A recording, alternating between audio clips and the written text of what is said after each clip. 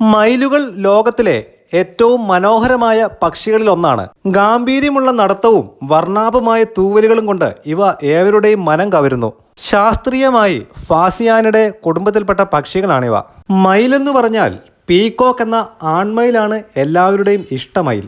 ഇന്ത്യയിൽ മയിലുകളെ കൊല്ലുന്നതോ വേട്ടയാടുന്നതോ തടവ് ശിക്ഷ വരെ ലഭിക്കുന്ന കുറ്റമാണ്. 1972 Indian wild life protection act പ്രകാരം മയിൽ ഒരു സംരക്ഷിത പക്ഷിയാണ്. പക്ഷേ ചൈന, അമേരിക്ക, തായ്ലൻഡ് പോലെയുള്ള രാജ്യങ്ങളിലും ചില യൂറോപ്യൻ രാജ്യങ്ങളിലും മയിലുകളെ കൃഷി ചെയ്ത് കോടിക്കണക്കിന് രൂപ സമ്പാദിക്കുന്നു. ഇന്ത്യയിൽ കാണപ്പെടുന്ന ബ്ലൂ പീഫോൾ ആണ് ഇന്ത്യൻ മയിലായി കണക്കാക്കപ്പെടുന്നത്. അമേരിക്കയിലൊക്കെ ഒരു യങ് ആയിട്ടുള്ള മയിലിന് $200 മുതൽ $500 വരെ, അതായത് 40,000 രൂപയ്ക്ക് മുകളിൽ വിലയുണ്ട്.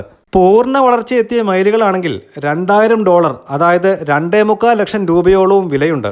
അതുകൂടാതെ വെള്ളമയിൽ, മൾട്ടി കളേർഡ് മയിൽ എന്നിവയുടെ പേരിന് $10,000 അടക്കം വിലയുണ്ട്.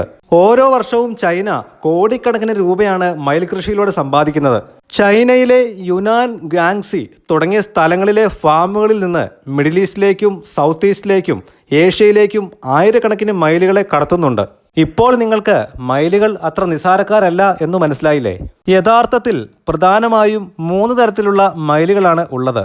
അതിൽ ഏറ്റവും പ്രമുഖൻ നമ്മുടെ നാട്ടിലുള്ള മയിലുകളായ പാവോ ക്രിസ്റ്റാറ്റസ് എന്ന ഇനം മയിലുകളാണ്. ഇതിന് നീലമയിൽ എന്നും പേരുണ്ട്. രണ്ടാമത്തേത് കുറച്ചുകൂടി സൈസുള്ള ജപ്പനീസ് മയിലുകളാണ്. ജീനിലെ മാറ്റം കാരണം വൈറ്റോ, മൾട്ടി കളേർഡോ ആയിട്ടുള്ള മയിലുകളാണ് മറ്റൊന്ന്. പ്രധാനമായും മയിലുകളെ ഇത്തരത്തിൽ വളർത്തി വിൽക്കുന്നതോ കൊല്ലുന്നതോ ഇവയുടെ ശരീരത്തിലെ മയിൽപീലിക്ക് വേണ്ടിയാണ്. ഒരു മയിലിൻ്റെ ജീവിതകാലം എന്ന് പറയുന്നത് 10 മുതൽ 25 വർഷം വരെയാണ്. എന്നാൽ കൂട്ടിലിട്ട് വളർത്തുന്ന ചില മയിലുകൾ 35 വർഷം വരെ ജീവിക്കാറുണ്ട്. മയിലുകൾ പീലികൾ പൊഴിക്കുന്നത് പതിവാണ്. ഈ പീലികളാണ് പണ്ടൊക്കെ പല ആവശ്യങ്ങൾക്കായും ഉപയോഗിച്ചിരുന്നത്. എന്നാൽ ഇപ്പോൾ മയിലുകളുടെ എണ്ണം ഗണ്യമായി കുറഞ്ഞത് കാരണം ഈ മയിൽപീലികളുടെ ഡിമാൻഡും വർദ്ധിച്ചിരിക്കുന്നു. ഒരു മയിൽപീലിക്ക് $5 മുതൽ $20, അതായത് 2,000 രൂപയോളം വരെ പീലിയുടെ ക്വാളിറ്റി അനുസരിച്ച് വില ലഭിക്കും.